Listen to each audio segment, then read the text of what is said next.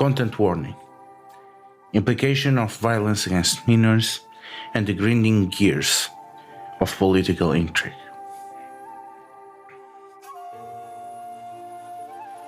Have no fears, citizen. Me, Kitsuki Onzo, and the men of the glorious 7th Legion have joined the restored Emerald Office of Hirosaka. The River of Gold is now secured, as the Emerald Magistrates have expanded their ranks, even including some Ronin. As things seem to have calmed, it is time to lay down plans for the future, as we rebuild the docks into a vision of majesty, fitting these lands and the will of the Scion of Heaven. The heroes welcome a representative of the Imperial Court. Thanks to everyone that has supported their efforts, especially Carl Pincus and Philip Ayota.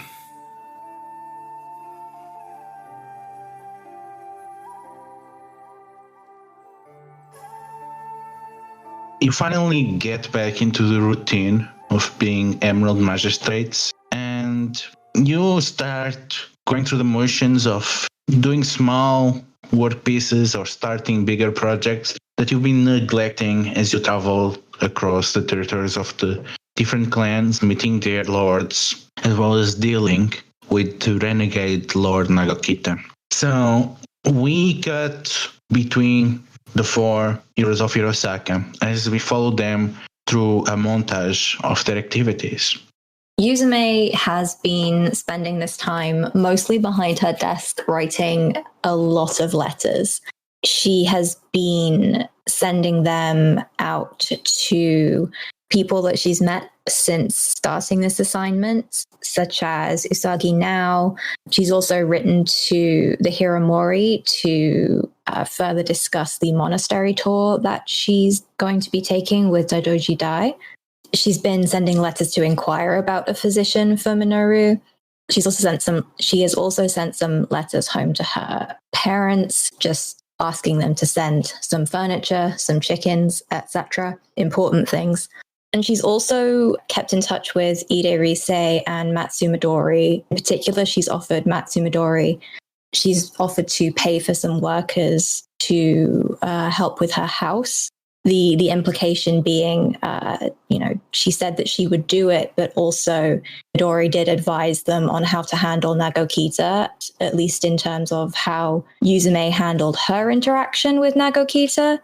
She thinks that Midori's advice probably helped to save her life a little bit. So that's what she's been up to. Oh, and she's also been trying to sort out an appointment with the Otomo Kazuko. She's been trying to sort out an appointment with Otomo Kazuko so that we can discuss her plans versus, the Moth, etc. She wants to know more about the AAZ. Yeah, and you get a pretty positive feedback from Kazuko. She is pretty open to confide on you that the secret for this working is going to be the Minor clans, and that she is actually in talks to the leadership of the Fox, of the Falcon, and of the Usagi, as discussing the potential interest into that, because they have much more interest in doing that, especially as it will preserve their influence over their allied great clans in the regional theater. What is Yuzume's reaction to this? I don't think it's terribly surprising. And I think she's glad that there is that sense that the minor clans would still have sway, especially after everything that Sanai said when they went to go pick up Peshai. I think she's a little bit more keenly aware that if we do come in here and don't consider that this is still technically minor clan territory, and even if it wasn't, it's still historically minor clan territory, we do need to really consider what the minor clans want. So I think she's glad that that's something that an Imperial is considering, given that, perhaps other Imperials in town are just very happy to sell this off to the highest bidder right away. Cut to another of the Heroes of Hirosaka. Aiko has been making a intentional use of his time to spend an hour or so, sometimes more, sometimes less, every other day at the community center, trying to get a grip and learn about the local cultures of Hirosaka, of the commoners around the Moth clan, of the traditions the Moth instilled in the peasants, picking up what values are important to the local commoners, and when appropriate, teaching them some minor refinements from his time overseeing the Sakai estate, making sure that they are educated on any basics of like watertight construction if they're already lacking that, exchanging information on basic principles of economics, of merchants, trying to get the common centers set up as something he understands and is familiar with, and also providing small lessons in the community center when possible. Hajime has been, I think, participating in this as well, especially because while Aiko is definitely the more composed and I think objectively polite of the two of them, Hajime is kind of very big, friendly persona. I think he tries to use that to kind of help the commoners feel more comfortable around Aiko and to kind of, express like, hey, we're not a threat. We actually want to know about you, and try to kind of bridge that gap and make it a little bit more like openly compassionate if possible. As you go around working, you realize that your average member of the community center, they seem to be pretty open to learn new things, and also that they seem to be very adept in management as well as the basic principles of economy. And more intriguing and annoying, whenever you try to go through the efforts of learning about one foreman in particular, they seem to be rotating a lot, and you are not quite sure of exactly how they get anything done. Moreover, you hang around and you keep seeing these spider lilies that keep appearing on places, either painted, the actual flower, or carved into beans. And you keep hearing a lot of fishing work songs around the place, even if the fishing folk is not exactly a group that makes much use of the community center. So how is Aiko taking to these idiocracies of the common people of Hirosaka? Every day ends with Aiko leaving the community center, specifically more stressed than when he entered. The way the community decided to arrange its foremen is nothing short of aggravating for him, but the intentionality of these actions is to observe and learn and present himself as a non-threat. And so regardless of how frustrating it has been, he's been channeling all of his stress, all of his attention into picking up as many details as possible and cataloging them in his mental space. Minoru, what routine do you fall back on? Minoru falls back on a routine that involves, honestly, a lot of work with Seppun Ishima, trying to coordinate things, trying to better act as an organizing force between her men and the newly attached Imperial Legion to try and make the city better defended, more efficient. With Yuzume writing letters to acquire a physician, Minoru turns to making sure Unagi is training some future Doshin, and even offers his services to Ishima so that her current forces could be a little more organized.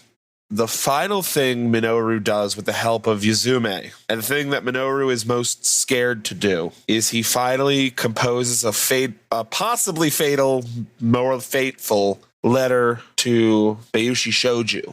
Minoru knows that the Scorpion's stranglehold on the opium industry is vital to the clan's survival, and he wants to let Shoju know directly about all the opium that they've discovered in the Moth before Shoju hears it from someone else. He entrusts Yuzume to disguise it, as Scorpions so often do, under layer after layer of cipher. Other than that, he's really playing organizer, And I actually think you see something that's shocking. While Aiko is busy with the community, Minoru is trying to play, for lack of a better term, major domo and make sure that the magistrate's station will be able to host Shizue. Well, as you work closer to the local magistrate, the thing that always keeps coming back is how is it going, the latest investigation that Ishima passed to you? Have you been spending any focus on that? Minoru can squeeze it in. He's desperately reading it, assigning Aiko and Yuzume to organize the information and help present it to him. Minoru's doing what he does best and delegate it. Yeah, and you'll learn that there have been 3 murders among the laborers and villagers. And this was something that was first investigated by Ishime herself. But the second and the third victims, they were respectively someone sworn to the Crab Clan, among the workers coming from Memikake, and the other was a servant of the Imperials here to help with the Emperor's blessing to the River of Gold. And because of that, Ishime passed this responsibility to you. Minoru knows that until he can get the fires put out he has now, namely Shizue's visit, comboing on top of everything else, he doesn't have the manpower to investigate it. That's at the top of his list now.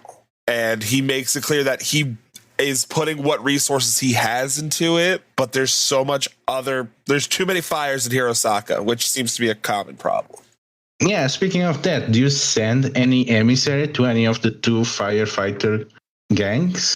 Honestly, because they also help investigate, they also help further an investigation, Minoru does want to meet with the Green Pebble group, the ones that were rehabilitated by the moth, supposedly. That's actually, that's not the Green Pebble. The Ghost Eels, excuse me.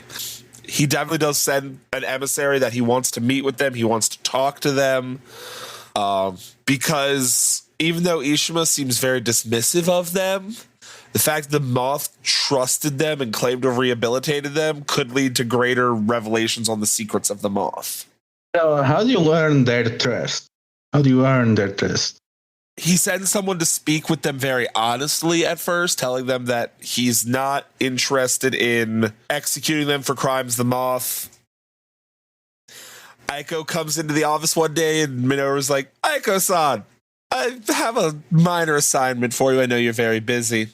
I think it would be very important if we could discuss with these ghost eels, not just their possible services as Doshin, but the fact that their deep connection to the Moth Clan could help our investigation into exactly what happened to them. After all, it's said by Ishima-san that they were entirely rehabilitated by the Moth Clan.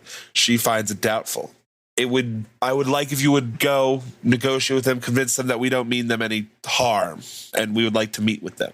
Aiko is looking over some papers at his desk and looks up at Minoru and flutters his fan and says, Yes, I'm sure I can see to them sometime next week. It shouldn't be too hard to fit them into my schedule. I'm curious, Aiko-san, what takes priority over your duties to your magistrate that is so important this week? Of course, my Lord Magistrate. It seems to have slipped your mind that Doji Shizue, the Imperial storyteller, is arriving, and I have been assigned and entrusted her hospitality. Now, Aiko steps around the table. If you feel that my talents are better spent speaking with firemen than hosting a member of the Imperial Court, please do say so. Aiko-san, I was under the impression that the Imperials often rewarded diligent and that it was looked favorably upon in the highest of courts to go above and beyond even the simplest duties for the less glorious ones, if they were vital. But perhaps you are correct. I will make sure that you are here to speak to Shizue. I'm sure that I can send Yuzume and Hajime. Aiko gives a polite bow. Whatever my Lord Magistrate finds most appropriate for his station. Minoru will find Yuzume and Hajime and gather them in his office and just, Yuzume-san, Hajime-san. The ghost eels, the fireman gang, Ishima-san mentioned. I do believe that they'll be very important to our investigation in addition to being extra sets of hands as Doshin. I would be very pleased, and it would bring me no small amount of joy, if you two would go and negotiate with them, convince them we mean them no harm, and that we do merely wish to talk and possibly see about hiring them on as such. Of course, Bayushi-sama, if you believe that I am the right person for this task, then I would be happy to do so. She's very confused as to why she's being asked to win someone over. But maybe that's what Hajime is there for, and she's just there to protect him. So I said she's there to do the talking. He's there to just be pleasant, just to be pleasant to be around. I believe they will enjoy the appeal of, if they are as spiritual as the rest of the Moth's people, they will enjoy the appeal of a Shugenja, and if things get interesting, you will always have Hajime there. I would go myself, but I must receive a very important guest soon. Of course. Please do send her our regards. Word comes to you that Doji Shizue and her delegation, they are on their way here, and they will arrive in a few hours. So you still have the time to get something done before that? What is it that you do? Aiko doesn't do anything for the next few hours aside from prepare the station, the yards around the small shrine, everything to make sure it is as well prepared as can be done in the current circumstances. He becomes like my mom before guest comes over. Minoru spends all but the last 10 minutes making sure he looks impeccable. He wants to look the part of the city Emerald Magistrate to the nines. He's well dressed, well put together. He's wearing his cloth mask, not his snarling Oni face. And then 10 minutes before Shizue arrives, he's going to just calmly walk up to Aiko. Aiko-san. Aiko turns around at some point in his bustling. He's reapplied his makeup and is wearing the best of his poor, non-nice garments that he has available, because everything Aiko has is poor quality. Aiko-san, something slipped my mind, and I meant to tell you earlier today, but with all of this rush, I do have an important duty you must tend to before Shizue arrives. Aiko gives no response.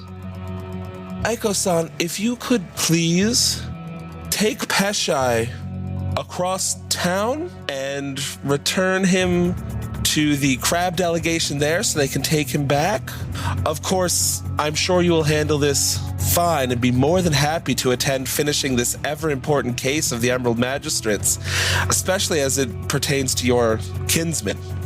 This is required now. It would have been required at any point, but we've all been so busy. Do you truly want Peshai here when Shizue is here? I mean, Shizue-sama is a refined woman of the court, and Peshai is, well, Peshai. Aiko's nostrils flare for a moment before his hand slides to his fan and he regains his composure. Minoru-san, you will have to spend more time praying to Fukurochigen for your clarity of mind. I will, of course, do what is necessary for the Empire. Enjoy what time is allotted to you. Aiko-san, I am truly sorry that our scheduling led to this. If only we had someone well organized to manage people. Oh well. I will be more than happy to have a servant lead you in when you return, Aiko-san. This is no way is actually happening in private, so there's an audience to this. There's probably all the people of the 7th Legion, the Seven Guards, everyone is sending information to receive Shizue. So I guess that is something that you want to appeal to emotionally to the audience with this fire approach. But again, what is the emotional response that Aiko wants from the audience? With fire, I think the reaction Aiko wants from the audience is that he wants to paint this as the most petty, ridiculous thing Minoru could pull, and that Aiko isn't gonna fight him over it. You basically respond on the same tone, trying to say that, trying to imply that Aiko is reaching beyond this station, but nobody really seems to be buying it, so you have to kind of give up that line of pursuing. Yeah, and that's the end outcome. Everyone is looking at Minoru as he's left alone, leading this as if he's pretty petty. And Miyasora stands next to you and then covers his fan. Honestly, Emerald Magistrate, I think there is space enough for both of your stars to rise. There's no need to cause discord among the constellation. Minoru will snap out his own fan, just, Miya-sama, I absolutely do understand. It's simply an internal issue manifesting, and I apologize for that. I shouldn't let one's behaviors influence mine. I think it too about having an underling that has ambitions beyond her station, and he looks through her fan to Kazuko. Sometimes you have to just take a decision decisively. Your mistake, I think, is that you left the decision ultimately to your mere advisor. That is what makes a leader. Miya-sama, perhaps you are right. I should take a more direct tact in leading this unique bunch. Yuzume, Hajime, you are out to track a particular group of firefighters. So where do you start your inquiries? So were these the firemen that were guarding the opium, or did we have actual town guards on that in the end? I think it was town guards. Those were the ones that served the mods. Okay, so it was them. So in theory, they would still be in town looking for work, perhaps? Definitely not. No, okay. If they were in town, Hajime would have arrested them. Oh. They were basically kicked out of town. Would it be fair to say that as far as just like the culture and the people of Hirosaka, Hajime is probably the most sort of in tune with that? Is that accurate as a statement? Well, maybe a bit competition of Aiko. At this point, I would say that's probably true, but I've kind of had at least some level of a finger on that pulse for a minute, right? Yeah. I mean, would there be a way that I might have been able to like hear, like, you know, what they're up to in passing, or that I might be able to inquire with people and not have it seem like, hey, we're trying to do law and order on them, versus like, hey, we could use their help? So how are you mingling? I was just thinking, like, you know, I could like be sitting down at some sort of like a street stall, or, you know, something that I could use to kind of like, this is a place where people gather. Yeah, and that's where you have been interacting more with the lower castes. So it makes sense that you go between places where people need food and trying to talk with people there. So you go around eating on different places, and you know enough to know that nobody has seen them basically since April. And you go to different places, and finally you end up in the Lark Song, less popular inn that is famous for their buckwheat noodles. And while the two of you are talking there, you learn that they either return to their banditry, as Izume predicted, or they are trying to get some jobs. And because of the dominance of the Guard's Rat on the western bank, you figure that if they are looking for job among the merchants, or maybe as mercenaries for the Scorpion up north, they're gonna be somewhere on the east bank. So you got to figure that maybe following those trails, Yuzume can be more successful. Yuzume is gonna follow some different lines of inquiry. She's not completely opposed to talking about commerce, and perhaps, you know, knows a couple of the right questions to ask. So you're discreetly asking about the routes, and you learn that there is a place, a very tiny village north of the town, way past the neighboring territories, which actually has a small dockyard and a bridge. So it tends to be a place where a few merchants actually venture. And you figure that if one was not going very far away, that could be a nice place to hang. And you find out that the locals, they are used to work with, let's say, people of less legal status. So they will be probably turn a blind eye to pirates and bandits around. And you figure that the village of Wolf Over Water is probably the best place to look for them. Perfect. How long will it take us to get there? 1 hour. Oh, nice. Okay, then. Asahina-san, are you up for taking a short horse ride? He flashes a big smile and says, God, anything to stretch my legs on a day like today. Shall we? Let's be off. So, Aiko, you approach to the dockyards, and the only ship that you see of the crab is the Merry Hermit, Hide Kunihide's ship. And the Iron Turtle dominates the crumbled infrastructure with the tall warehouses of the great clans standing intact around what seems to be a small shrine. Is this the guy that Aiko got a read off of one of the ships that said he was like brash and headstrong, or was that a different crab admiral? That is Varun. This is the guy that you stole the biggest moment. As Aiko's walking along with Peshai, he has been mostly silent. I don't think he's initiated a lot of conversation with Peshai and has been like very focused, running through calculations, trying to retrace his steps backwards and all of his interactions with Minoru to figure out what led to Minoru sniping him in this way, trying to see branching paths leading forward, planning out potential ways to re-enter the scene. And unless Peshai has said something, the trip has been made in absolute silence. So what was that about the wrist tattoo? What cultural implications would Aiko know will happen if the crabs see his tattoo? Because I don't think Minoru brought it up at all. I mean, how does Aiko think that his family would react if he appeared back home with a Mirumoto Mon tattooed on his chest? Not great, but I'm not entirely convinced that Aiko thinks this would look bad on the crane. I think Aiko is of the mindset that this just makes Peshai look stupid, not the Daidoji. Is that an incorrect interpretation? Yes, for Aiko, of course. If the family members will think the same way, well, that depends up to them and their personality.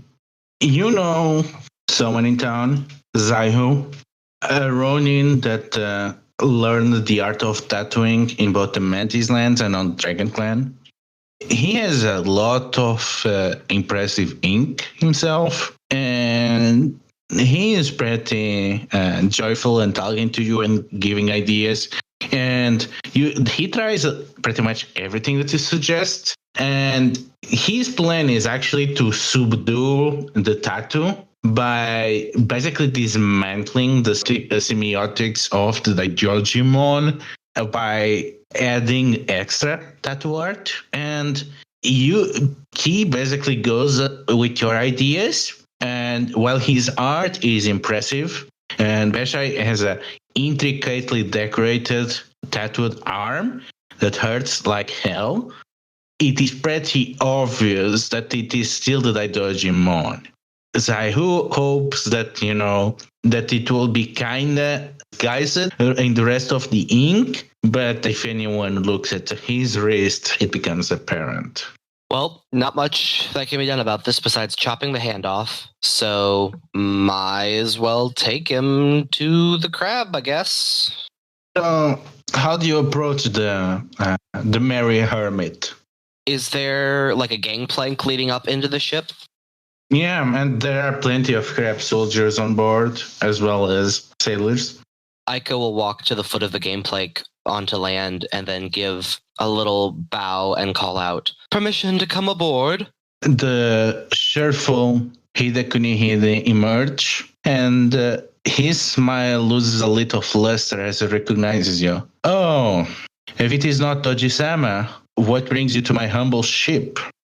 I am on pressing business from my magistrate, Bayushi Minoru-san. He promised a member of your clan that we would find and retrieve a missing promising student in Mirakake, a Hiroruma. This fellow, Aiko will gesture to Peshai. My lord Minoru-san is quite occupied this evening and has assigned it to me to see that this child is returned to his clan. Well, it should get going. It's a long way from here to Orlands. I believe that young Peshai is on some sort of self-imposed pilgrimage, something to find himself or his identity. Perhaps he could spend some time with you on your ship and learn a thing or two about operating outside of crab borders. Know about that. If he's a kid, he's not very useful to me, and probably his family wants it. Are we gonna yelling at each other across the gangplank? Yeah, he's still not inviting you, and he has no problems about being all uncouth and screaming at you. Aiko thinks for a moment and then says, I am afraid during the young boy's time wandering through the swamps, he took it upon himself to attempt a tattoo on his arm. I have done my best with my connections to make it a more beautiful piece than his untrained hand was able to accomplish, but I do ask that you and your kinsmen do not fault him for the wild decisions of youth. And if I have to... What? Boy, come aboard. I have to see that. Aiko gives a little head nod to tell him to cross the plank. Yeah, and Peshai reveals it, and Kunihide whistles at the rest of the art. Well, I have to say, that's some pretty impressive ink, and, well, that was some really bold thing for you to do, kid. Going into Daidoji lands and challenging them as an equal, that takes some courage. And Peshai seems, I am actually happy with this, but I don't want to show it in front of Aiko. So he's kind of red in the face and going back and forth. What do you do, Aiko? What was the name of the Hiramori heir, Lana? Yeah. After hearing the Hida's comments, Aiko gives a cheery smile and says, Indeed, young Peshai was seen as an equal match to the Hiramori heir, Daidoji Lana. She and he spent some time skirmishing in the swamps and achieved a mutual respect. You can see that he recognizes the name. I see. And you can see that he actually knows more about Lana, but he's kind of hesitating to reveal that in front of you because he does not seem to know what to tell you and how much to confide about Lana. Do not trouble yourself, Hida-san. I can tell that you have something that came to mind, and I would not wish for you to feel the need to keep your words from me. Is that reverse psychology, or is Aiko not really interested?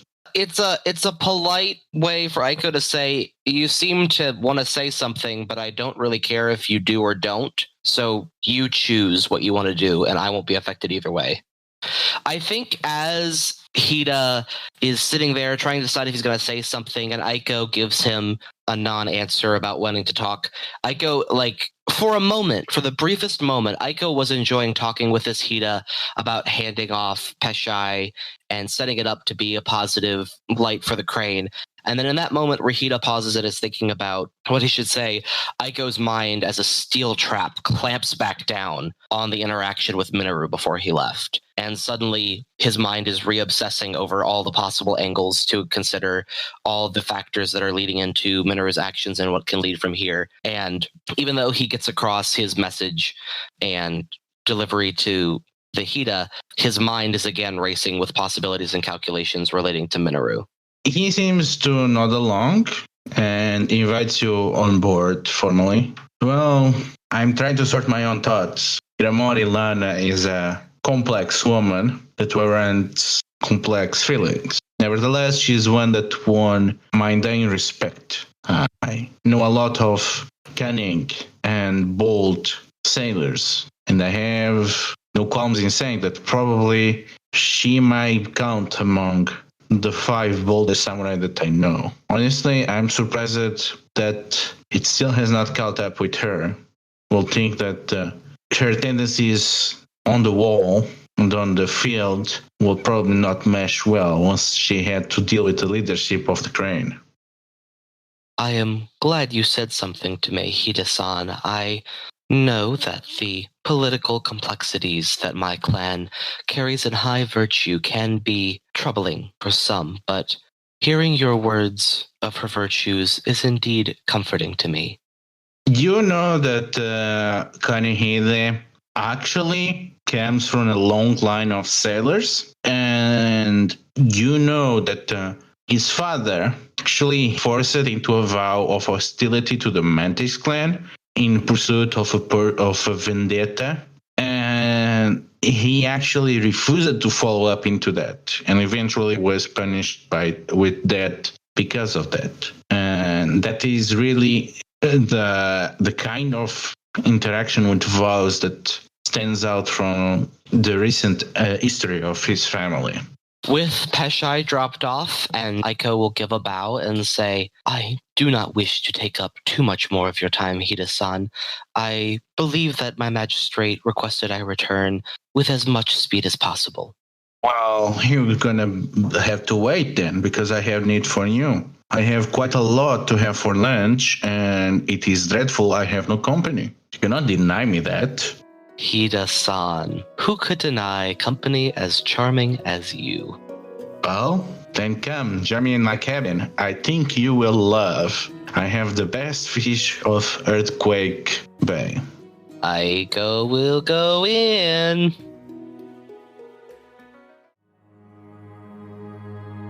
We see the long delegation of the Crane clan entering the city through the West Bank, crossing the renewed bridge as they observe the half-destroyed river docks. And on the other side, they see the crumbled remains of what once was the capital of the moat, then the current installations of the governors. And just as when they are beginning to lose hope, they see the extensive new Emerald Complex side by side to the courthouse and the local magistrate station.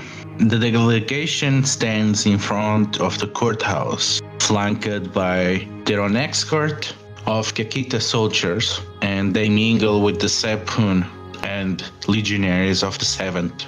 And one by one, they enter into the courthouse that has been cleared to a reception, and it was decorated to the brim with complex floral arrangements of most of the flowers of the season and wall scrolls in a neat, tidy handwriting. Welcome to Crane and sing to the honor of the House of Ante and the Imperial Court. And next to you, Minoru, is Minnesota in his best clothes, even if they are a tad out of fashion, but for your eyes, they are this lumbered cloak and layered kimono that will not look out of place of your imagination of the Imperial Court of Otosanushi. And you can see the cleverly decorations of the Kazuko that make her look like a folded fan herself and like some kind of peacock awaiting to unfold her presence, being humble in a moment that is not her to deal. And as the delegation part ways, minor attendants presenting themselves, you witness in silence as a tap announces the arrival of Doshi Chishue. And she's wearing travel clothes, but still they are pronounced by a long haori decorated with a raised wing on one side, while a folded one over the next, which helps her adjust her long cane as she keeps it balanced against her arm as she makes her way towards the dais. And she gives a simple nod. I am Doshi Shizue. I came here on behalf of my family and of the Imperial Court to appraise how Hirosaka has been recovered. And Sora gives way for her to come across the ramp to join you on the dais, and they introduced each other. Oh, it's very good to see you again, Miyasara. I was worried that we'll not get to see you around the courtly environments once again. And you, Otamu-san, it was surprising that this is the place where you choose to reappear. I'm sure that you must have realized something that we have missed back in the capital. And then she turns to you, Minoru. I am so honored to meet you, Doji-sama. I am Bayushi Minoru. I am the Emerald Magistrate to the city of Hirosaka, and our great honor to be hosting you while you visit the city. Bayushi-san, my father must have held you in high regard. You might have been the last person to which him wrote. I wonder what story could you tell about him?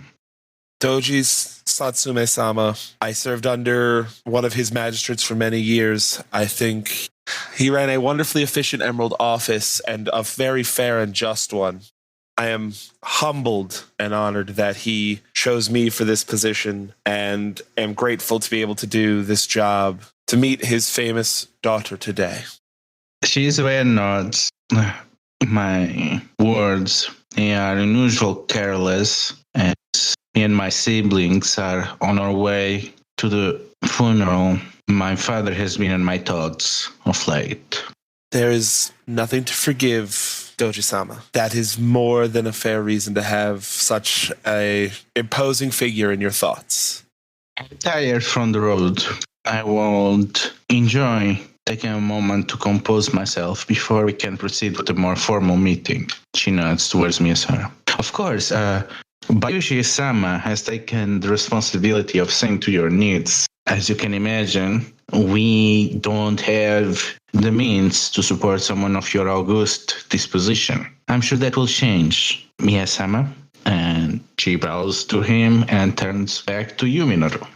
Doji-sama, I would happily show you to where you will be staying and happily point out all of the other important facilities at your disposal. You leave with Shizuo, with her entourage and bodyguards and a small patrol, following 3 meters behind you as you traverse the stone garden that separates the courtyard from the 2 complexes. And as you enter, she seems quite impressed with the place. I see that you saw no expenses spared to provide a place fitting for the Emerald Office in which you serve, Bayushi-sama. I do believe that it is a fine example of such locations across the Empire, but I cannot take credit for its design. That was, in fact, the domain of one of my favorite Yoriki, your kinsman, Doji Aiko? Sakai Aiko?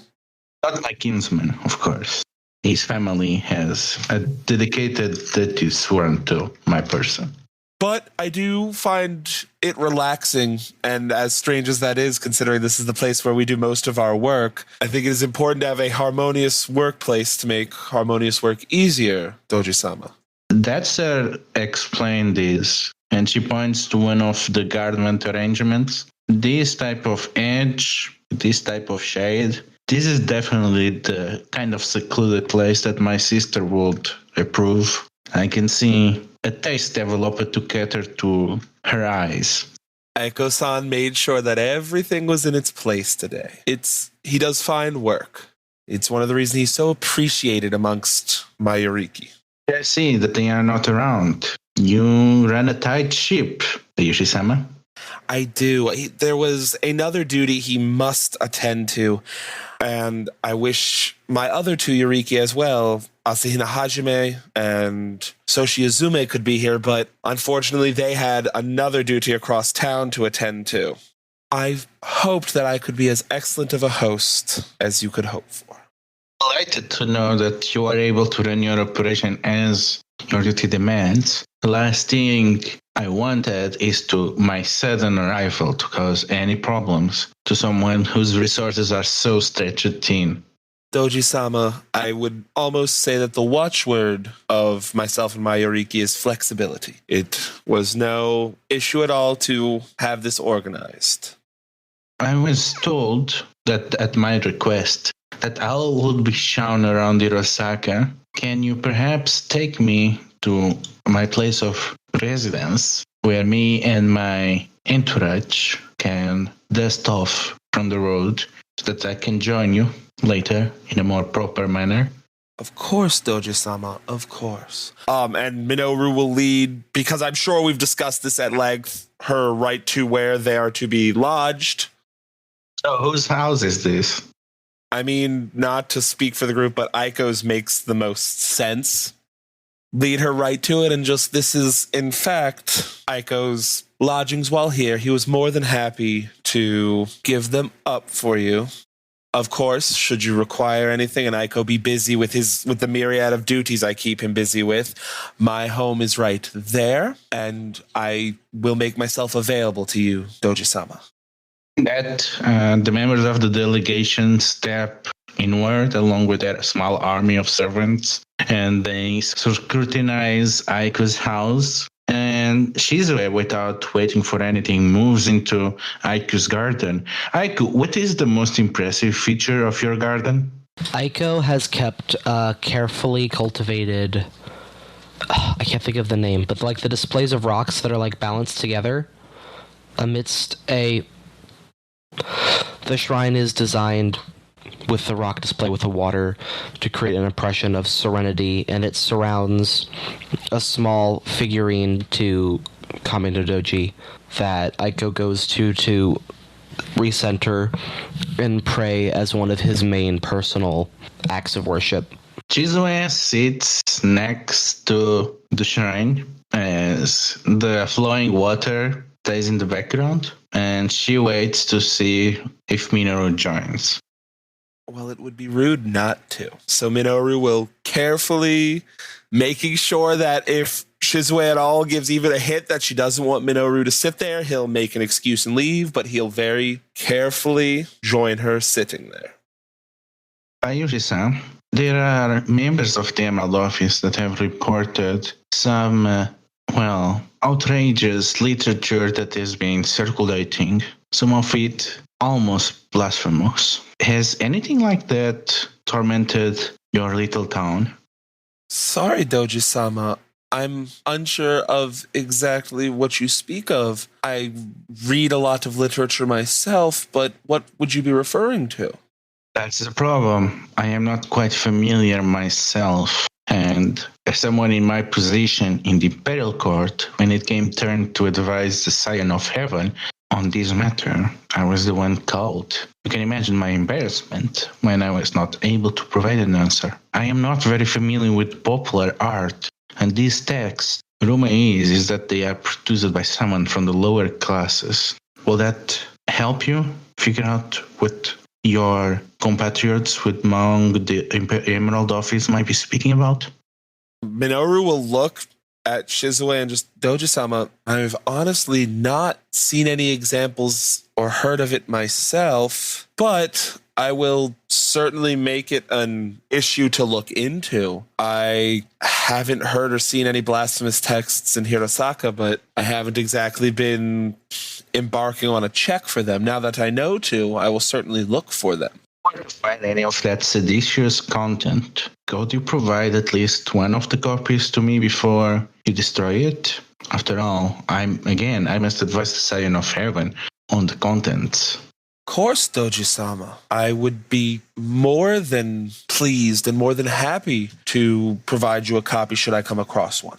I hope you are able to recognize what I might be talking about on the right moment. Now, were you able to find what happened to the guests of the Mod Clan during the Great Hail?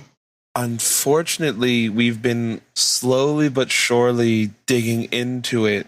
My Yoriki have been spending time amongst the peasantry. I have been looking into it when evidence presents itself, but as far as we can tell now, Doji-sama, it does not look like any guests of the Moth Clan at the time of the lightning strikes survived.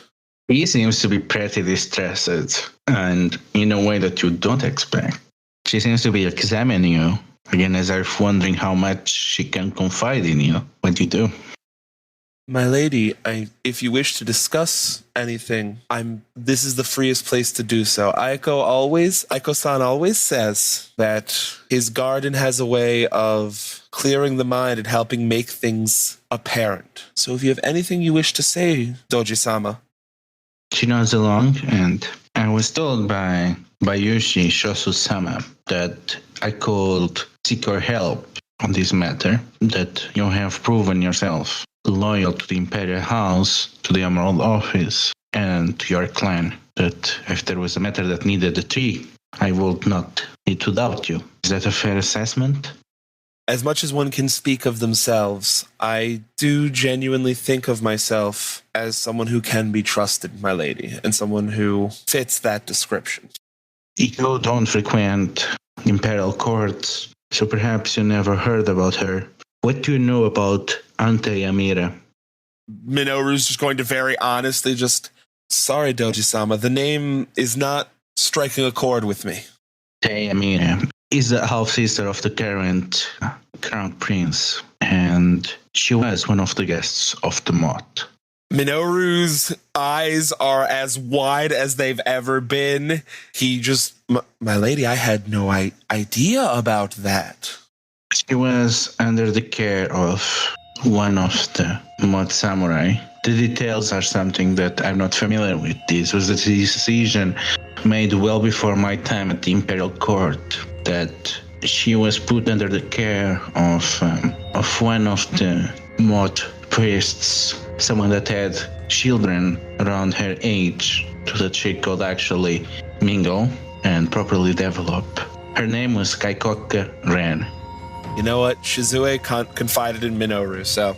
Doji-sama, I do believe I have a strange happening to report on that front. My Shugenja, Soshi Yuzume, we found an artifact of the moth, and she performed some sort of a ritual on it and spoke to Kaikoga Ren's ghost. It seems that her duty is still holding sway over her in this mortal realm. I'm glad to know that she took this responsibility serious, even in that. Despite what some might say in the Imperial Court, it seems the moth never forget their obligations, even now. And truly, and Doji-sama, as you have confided in me, I must confide in you now. This is, of course, related to an ongoing case, so you must keep this as secret as possible. We are still looking into it. Kaikoga Ren told us from beyond the grave, look for her missing daughter, who the ghost seemed to know was still alive. I am unsure of what it means. She gave my Shugenja a cat made out of a charcoal heart as a clue. I think I know what that means. The arrangement with the Sepun that were embedded into the moth, part of the protection for Amira, they were under orders if something happened that Amira will take the identity of the Ren's daughter of the same age and escape north to Kyuda and Mia. That was the plan, and in fact we expected for a while for her to reappear there, but she did not. If what you're saying, it seems that the exchange occurred and Ren lost track of her own daughter after that, protecting the prince, but then she must be hiding somewhere else.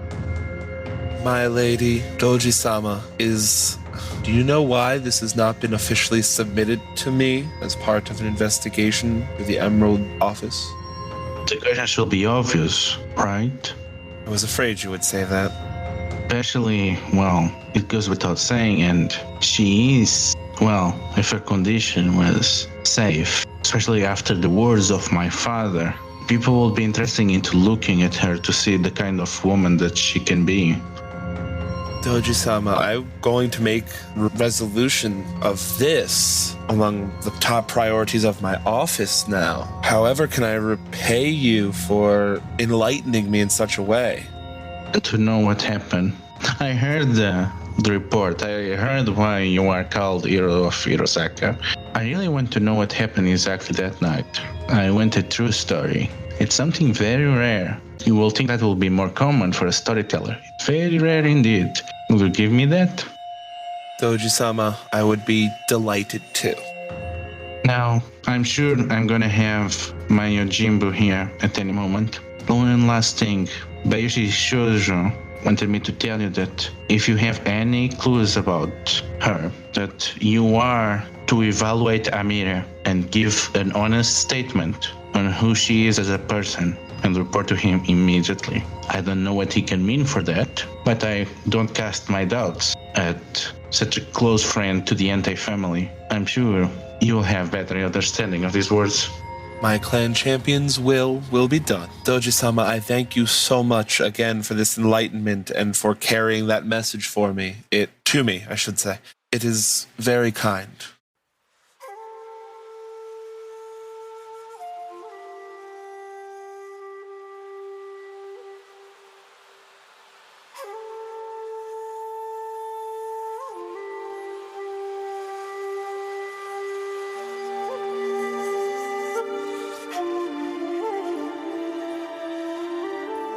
The Emerald Lands, their wonders and horrors were played by Ludo.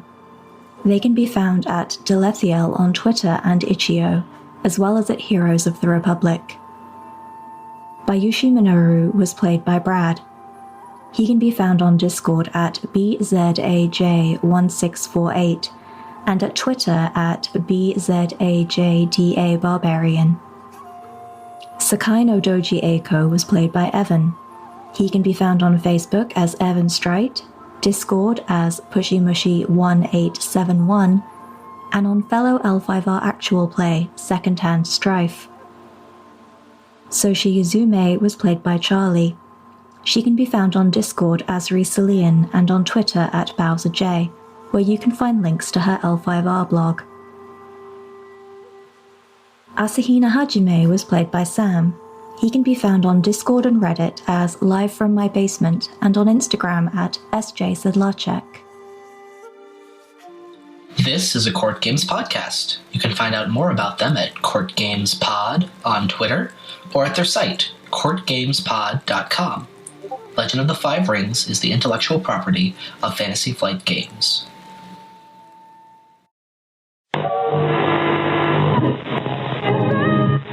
Correctly with the correct amount.